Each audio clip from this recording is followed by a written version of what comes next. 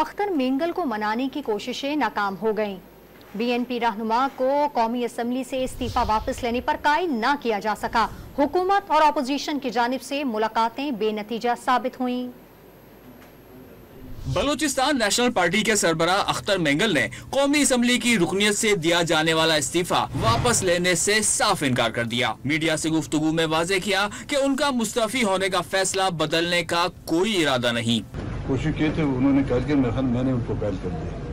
تو کیا آپ اپنا استعفی واپس لے رہے ہیں؟ ابھی تک تو میرا کوئی ایسا ارادہ نہیں۔ حکومت کی جانب سے وزیر اعظم کے مشیر رانا ثناءاللہ کی سربراہی میں وفد نے اختر مینگل کو قائل کرنے کے لیے ملاقات کی۔ ملاقات میں رانا ثناءاللہ نے بات چیت کو مثبت قرار دیا۔ کل استعفے والی بات کی ہے پارلیمنٹ سے، تو ہم نے ان کو یہ ریکویسٹ کی ہے۔ ریویو پٹیشن جو ہے وہ ہم نے داخل کر دی ہے، اور ہماری ریویو پٹیشن کو انہوں نے رجسٹرڈ کر لیا ہے۔